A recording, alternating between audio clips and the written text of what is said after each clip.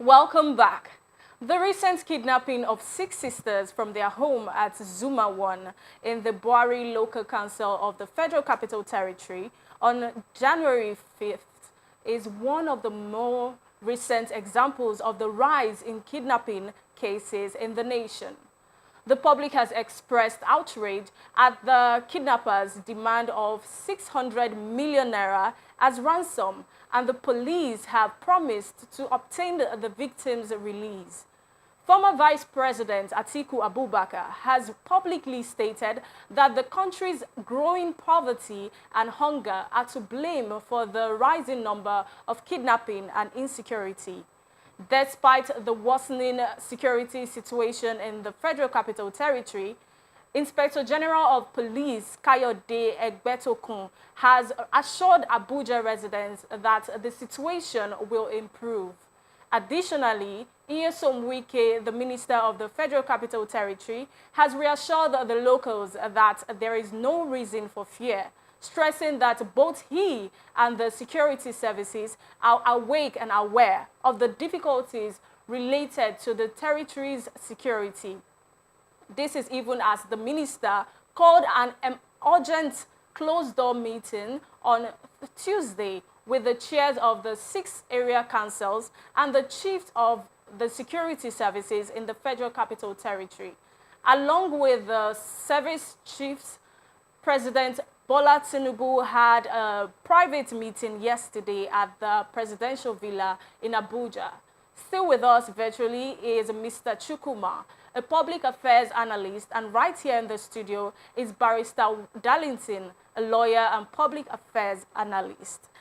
Now, Barrister, with these insecurity issues we are facing in Nigeria, what measures should the leadership of the security agencies and also the government put in place to curb out the rising rate of insecurity in the country? If up till now, the security agencies and APC government does not know how to tackle this menace, then we don't have a government. Because that is the primary purpose of any government. That is their primary purpose. How can you tell me that for 8 years, going to 9 years, government cannot find a solution to a menace like this? And you are telling me that they don't know what is going on. Is it possible?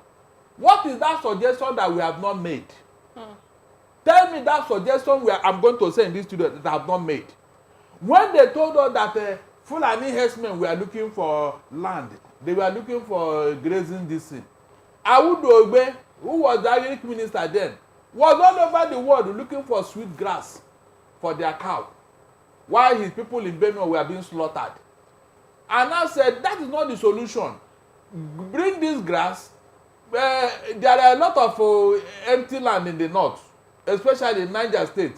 As a matter of fact, Niger State alone is the size of the entire southwest. Can you beat that? So, what number of cow do you want to rear that you are going to take all the land in the whole southwest and you cannot be able to contain it? I don't get it. So, get this thing. Call the people. There are agriculturists all over the world. Let them create a farm steed for this cow so that they can graze all the year round. And you still have fallow land that they have not even touched for 5 years. Because there are a lot of land. Then, Buhari, these are your people. Since they like to stay in Nigeria, when you are inviting them, create a place for them. You can build an entire city for the Fulanis so that they can stay there on their own without any problem. Since they don't like to live with their neighbors, I have made this suggestion, which is very, very possible. Other cities, that's all. If you go to America, you see where the Chinese are staying. You see where the blacks, they create places where when you mention, say, these are you can find all the blacks, they are majority in this area. Even in Nigeria here, in Sabongeri, Kano, that is where all the people who are visitors, that's where they stay. That's why they call them Sabongeri. So what is wrong in doing the same thing for the Fulanis? So that all these necessary skirmishes will stop. Did anybody listen? So you need the whole Nigeria to graze your cattle. Tell me, you need the whole Nigeria. And you are telling me when I say something now, Moses said, no, don't go there, don't go there. These are one of the reasons why we keep suspecting that there is something somebody is not telling us. All right. Mr. Chukwuma, I know you're still with us. Let's just get to you almost immediately. How would you analyze the connection between growing poverty and hunger, as mentioned by the former Vice President Atiku Abubakar, as the reason for increasing incidents in kidnapping in the nation? My first reaction is that Atiku Abubakar does not have the moral right to speak about poverty. He was Nigeria's vice president for 8 years. They didn't do anything to push back poverty in Nigeria. They tried though. He didn't do anything to push back Nigeria from poverty. You know, we don't want leaders who try. We want leaders who give us the best. That is the essence of governance. We don't want people who try. We want people who give us the best. You know, presidents in small European countries, they don't try. They give their best to their people. That said, I have said it here before, that insecurity in Nigeria, in the 6 regions, there are different causes of insecurity.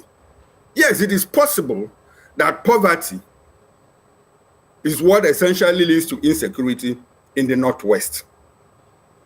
In the Northeast, it's a different ballgame. In the North Central, it is different. In the Southeast, certainly, poverty is not a cause of insecurity. In the Southeast, it's because the people have been alienated. Politically, we have been shut out of the leadership of this country. That is one of our own, Nnamdi Kanu, is still being held in detention by this government, despite court orders that he should be released. Meanwhile, people from other regions who were caught killing Nigerians in cold blood and in broad daylight have been granted amnesty, rehabilitated, and reintegrated into our national institutions. So when Atiku Abubakar tries to relate poverty to insecurity, it gives me the idea that he also doesn't understand the cause of insecurity in Nigeria, or that he is trying to sound politically correct. And these are issues that we should not paper over. These are issues that we should not paper over. People that are moving from the north to the south want to get to the ocean because they are looking for grazing land. It's actually not grazing land they are looking for something else. And like Agomwo said, is there something people are not telling us? But this is an elephant in the room. You know, it's like a smoking gun. We know it, but we don't. People are scared to talk about it. There's an agenda. Okay. Meanwhile, my heart goes out to. Yes. Aside from poverty and high cost of living, do you think the media has played a role in the, high rate of kidnapping? Because, they only need like one successful operation to put fear into the citizens. Do you think the media has played any role in the high kidnappings that have been happening lately? The role of the media is both reportage and developmental, and you should understand that the media thrives on chaos. Media thrives on chaos. I mean, like in journalism school, we are told that if a dog bites a man, it's no news, but if a man bites a dog, it is news. So the media wants to sell. It thrives on chaos. If somebody has been kidnapped, if there's an anomaly, it is the duty of the media to spotlight it, to highlight it, so that it will sell. So it is not an issue of the media playing a role to hype kidnappings. What the issue should be, what have the security agencies done to ensure that we don't have kidnaps, that people are not kidnapped? And when somebody like Nyesom Wike speaks, I will not take his words to the bank. If I'm living in Abuja, I will sleep with one eye closed and another one open. And when you see pot-bellied security chiefs meeting, and after the meeting, what happens? They meet again to call another meeting, and things are going wrong. The other day, it was in Jos Plateau State where hundreds were killed before the military came in. Last week, how many passengers were kidnapped along Abuja-Kaduna Road? And again, now is a family being kidnapped. my heart goes out to the family. I have a daughter. My first child is a girl. She's in the university, and I can't imagine somebody coming to tell me that my daughter has been kidnapped and killed. I mean, it's quite unfortunate. It's quite unfortunate. Our leadership. See, in 2014, our current president, Bola Ahmed Tinubu, he made out a tweet. He said, the buck stops at the president's desk. He was talking to Jonathan. Yeah, exactly. Deal with insecurity. Deal with insecurity. Now, the buck stops at his desk. Let him deal with insecurity. It is not an issue of calling meetings upon meetings upon meetings. Those meetings don't solve any problem. We have so many agencies. We have the DSS, we have the military, we have the police, we have the Navy, all of them should work in synergy to make sure that they push back insecurity. Because if you couple insecurity with corruption, the economy keeps descending. It's a free fall, precipitous fall. All right, then. You know, what it does is to reproduce itself. It reproduces insecurity and it reproduces poverty. Okay. Not thriving. All right, then. Let me come to the barrister now. Now, barrister, the president, when he inaugurated his service chiefs, he gave them marching orders. You know, we're back to the issue that we had the other time. People being given their job description, exactly, and still wanting to be told to do their jobs. So they were giving marching orders. Now, with the increasing rate of insecurity, we've had meetings. The president called a meeting where the service chiefs were there. Yes, and Wike called a meeting in Abuja where the chairmen were there, and also the police in Abuja. You know, they were also there, and all of that. Do you think they're overwhelmed? They are not overwhelmed. Moses, our security agencies are not overwhelmed. We have had stories of some of these boys in the field who told the press that their line managers are the problem.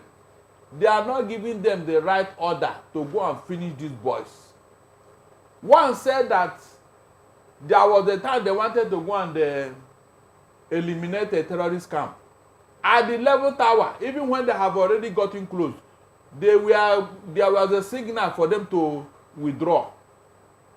You saw a video that went viral about one major who was in the battlefield with some of his men lying down on the ground crying while he was phoning somebody that he can see his boys are not returning fire according to his wish, that they are following his command and all that. We saw it now. It happened in this country. So with all this evidence, my dear, what are you telling me? They went to US to go and buy Tucana jet and told us that with it, the terrorists, in fact, they will be on the run. But with the Tucano jets, we also do know that the US said they will monitor the usage of it, so it's not used wrongly. Wrongly for terrorists now. These are terrorists. Why would they? Is that not why you bought it? It's for terrorists. Say you should not use it for civilians. That's not what they said. But these are terrorists. We've also seen the wrong usage of air, missile, and all of that, where they bomb civilian gathering. Don't you think that's what they're trying to prevent? Let that one off. That is not a normal decision. No, it's not a but one-off. Good, it's a one-off thing. It's a mistake. Everybody accept it. The terrorists that are disturbing us, what have they done about them? Have you seen where they were attacked and then the United Nations, US, and they start complaining that why are you shooting them? Have you had such a thing? So everybody, the whole world knows that Nigerian government are pampering these people. It has never happened anywhere in the world where you would rehabilitate people as terrible as those boys. Where you allow them to go and be taken away from Kuje prison. 64 of them, deadly terrorists. You kept them in a medium security facility. And their men will just stroll inside, collected them, and then walk away. Since that time, did you see that any of them has been recovered? All right. Eh? And they even wrote a letter. They told you that if you don't bring those boys, if you don't bring their commanders, they will come and collect them. And they did. Moses, they did. After all the information, nobody gathered that prison. For 3 hours, they have operated there. Please, people should not let me get annoyed though. Okay. Because I don't like people playing on my intelligence. What are you telling me? Mr. Chukuma, I'm going to come to you on this. Still on this, the security apparatus being overwhelmed. Now, there is the National Identification Number, that's NIN. There is also the BVN. These are measures put in place by the government, previous governments, to checkmate some of these excesses that comes from these kidnappers. In your opinion, what should the Senate do at this time, knowing full well that there are measures to really use to curb this whole movement? Because these guys ask for ransom and the monies are paid into account. They make calls. What do you think should be the measure that the Senate should take at this time? The only thing the Senate can do is to make laws or pass resolutions, and it ends there. We have issues with implementation, but I don't think that having NIN or BVN is an appropriate place to start looking for how to fight to fight insecurity. But it can curb it a bit. Well, yes, it can, to the extent that people that have those accounts are traceable. Yes. People that have those accounts are traceable. But I was thinking that the government on its own should have taken another route, to fight insecurity. And what is that route? If you in security studies, peace and war studies, we have what we call the minimalist and the maximalist approaches. The minimalist approach is if there's a crisis somewhere, like there's insecurity now, you adopt measures to say, let us quell it in the interim. Let us quell it in the interim so that there will be peace. Then the maximalist approach, the one that works better, is let us get to the root cause of insecurity. What is the root cause of insecurity? That way, you are able to take out the seed that germinates, the fertile seed that germinates and brings insecurity to the fore. How are these seeds? Like I said, in all the 6 regions, look at the cause of insecurity. If we have radicalized elements in the Northeast, look for measures to de-radicalize them. You can work with the imams, you can work with the religious leaders to make sure that these boys that are amenable, the recruits into the Boko Haram, you de-radicalize them and bring them back to reality, to the tune of life. If it is in the Northwest is the poorest part of this country. Meanwhile, it happens to be a rich part of this country too, with the minerals there. First, it was from banditry. They now started exploiting minerals with the Chinese and other people, and then went into kidnapping. Look for intelligence. Look for intelligence, and not for governors to go and take pictures. The other time we saw when the current vice president was the governor of what's the name of that state? We saw him eating with terrorists. Kabiru Sokoto was arrested in the government lodge, in the state government's lodge in Abuja. And today, that man's career was not damaged. Today, he's the vice president of this country. I wonder. Insecurity does not end with buying guns and ammunition. There is an intangible aspect of it. If you come to the Southeast, why don't you look for a way, political solution, resolve the logjam, the Nnamdi Kanu issue? If you resolve it, yes, people will now begin to make inputs into the nation, into the nation building constructively. And what stops us from either going back to the national conferences that we had or call a new one? We need to talk. How do we run this country? Everybody is aggrieved. Everybody has one thing or the other, and we keep peppering over these things. Let us sit together and discuss. Let us even deconstruct. Let's leave restructuring. Let us deconstruct. When we deconstruct, we start talking about constructing, because as it is now, we don't have a nation. There's no nation. There's no Nigerian nation. Everybody's pretending. Nigeria is going to. When will it work? Under this arrangement, it will never work. And the earlier we start telling ourselves the truth, the better for us.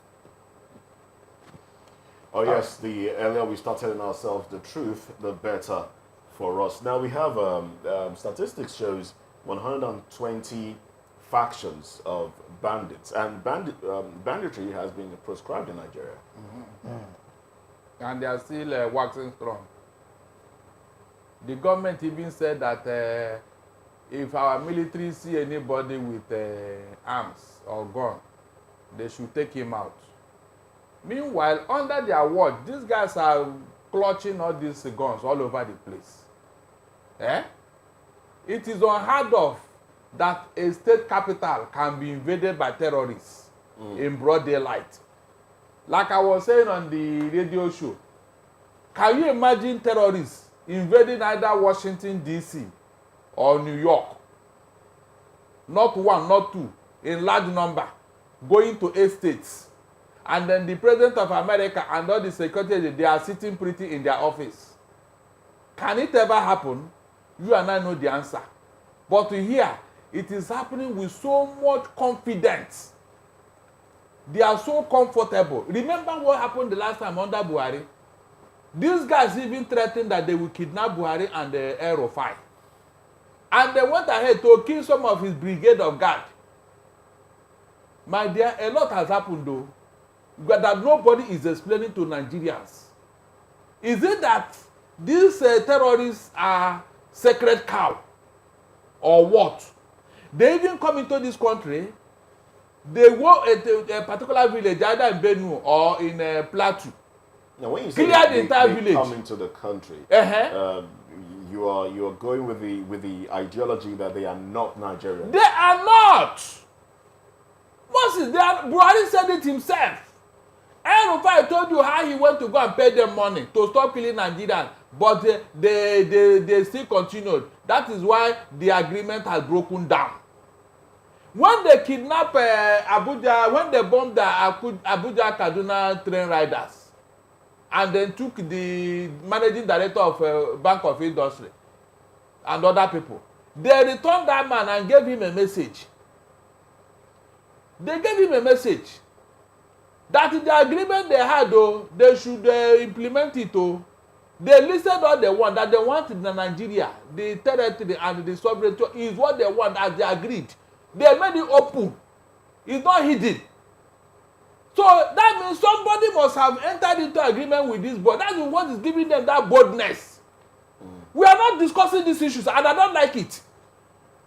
These people that have even made an open statement on what they have done with it, somebody came out and said that every Fulani everywhere in Africa should come to Nigeria, that Nigeria is not their home, that the jihad has started. Openly, nobody confronted them. You heard what Gumi has been doing all over the place. That he even go to visit them in the bush, and when he's going, all the security agencies and government officials give him backup. Why are you seeing all this thing and we are pretending and you are asking how this thing happened? What do you think is giving these boys the impetus and the boldness to be doing what they are doing? No, what do you think? They know that somebody, there is a proverb in my place, they said any child that is sent to go and rob by the father, he doesn't move with, he goes to the neighbor's house and kick the door open because he knows that there is power behind him. All right. All right. Mr. Chukwuma, let's get let us stop pretending. The North will tell, at the end of the day, they will tell us what they are doing and where they are going. Okay, Barrister. Mr. Chukwuma, let's get your concluding thoughts on this particular topic, and let's just wrap it up from here.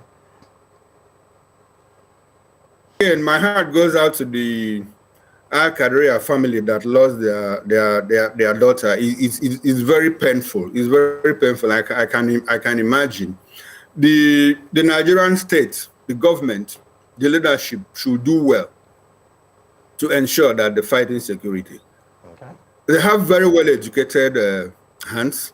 They know the reason why there's insecurity in this country. They should stop pretending. They should look at the root cause. Examine it properly. Look at the root cause and take it out. It is possible. Right. It's possible so long as we stop pretending about the causes of insecurity. Let us tell ourselves the honest truth. Otherwise, we will come back here in 2 or 3 weeks' time to talk about another kidnap. Of course. Another massacre. Of course, they want to or whatever.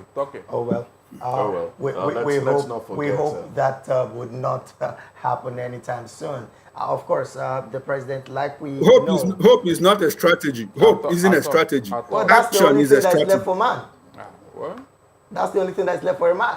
Well, let's also not forget. That's the only thing left for Nigerians. Abi, not for man. People are taking action elsewhere. Abi, All right. exactly. Let's not forget the 13-year-old Folorunso Ario, who was also Ario too, the Ario family. who was also murdered by these kidnappers. Well, we've lost connection to Chukwuma Okoro, but we must thank Chukwuma Okoro and Barrister Darlington Agumon for joining in this conversation. We appreciate you for your time. Thank you, my brother. We'll take a break. When we come back, we'll get into business.